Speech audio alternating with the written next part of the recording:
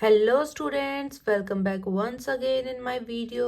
आज की वीडियो में हम करेंगे चैप्टर इलेक्ट्रिसिटी की एक्सरसाइज के question for class 10। So let's start with question number 8। अगर आपको इससे पहले के क्वेश्चन सीखने हैं तो मैंने प्लेलिस्ट बना दी है, उसके अंदर वीडियो के अंदर इंटेक्स के प्रीवियस क्वेश्चंस और एक्सरसाइज क्वेश्चन नंबर 1 to 7 है, आप वहाँ पे देख सकते हैं।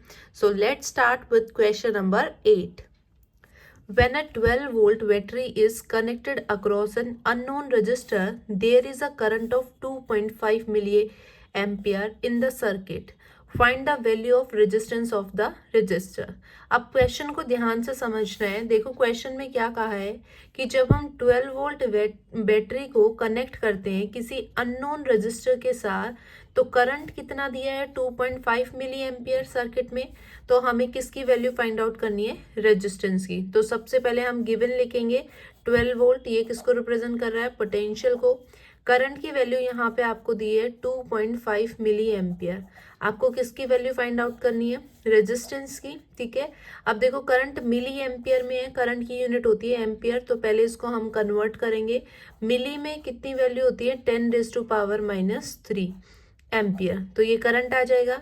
अब हम ओम्स लॉ यूज करेंगे, V = IR। यहाँ से R की वैल्यू जब हम निकालेंगे तो क्या आ जाएगा, V/I।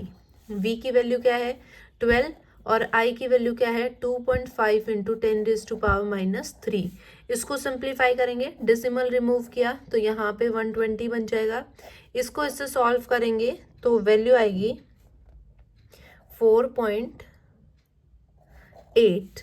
ठीक है, 4.8, और इसको जब हम ऊपर लेके जाएंगे तो ये क्या बन जाएगा 10⁻³ ओम। ये हमारे पास रेजिस्टेंस की वैल्यू आ गई है।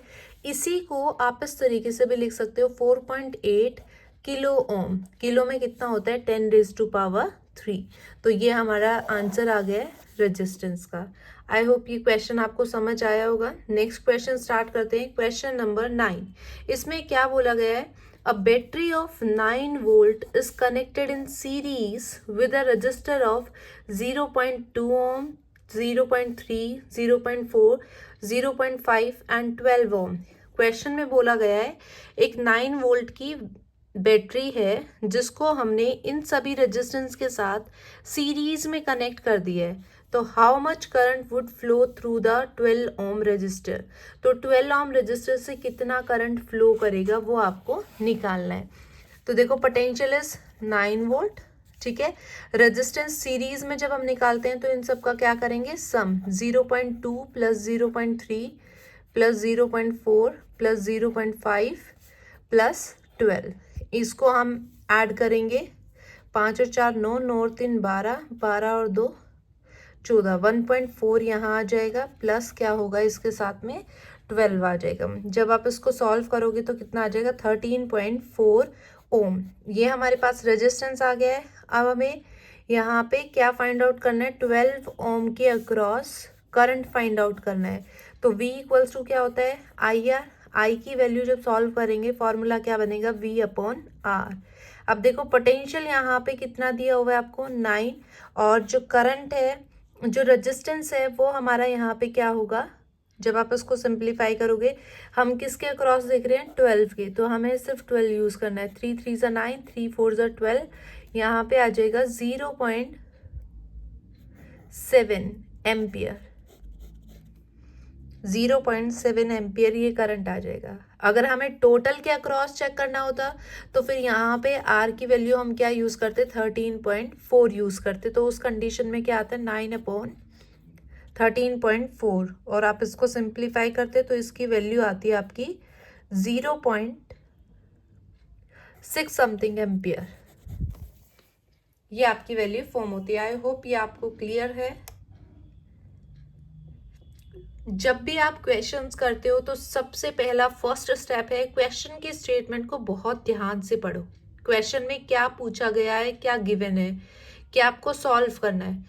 ठीक है, देन उसके बाद जब आप उसको सॉल्व कर रहे हो तो फर्स्ट स्टेप सबसे पहले आप गिवन लिखो। ठीक है। फिर उसके बाद आपको चेक करना है कि जो यूनिट है वो सभी सेम सिस्टम में है या नहीं है। अगर नहीं है तो आप उसको कन्वर्ट करोगे, देन उसके बाद आप फॉर्मूला अप्लाई करो, ठीक है। एंड देन आपका क्या होगा, आंसर आ जाएगा और क्वेश्चन आपको इजी लगेगा। अगर आप स्टेटमेंट को नहीं समझते हो तो क्वेश्चन आपको समझ नहीं आएगा। तो सबसे पहले आपको स्टेटमेंट को बहुत ध्यान से पढ़ना है, बहुत समझ के करना है। आई होप ये आपको क्लियर हो गया है। बाय बाय, मिलते हैं नेक्स्ट वीडियो में नेक्स्ट क्वेश्चन के साथ।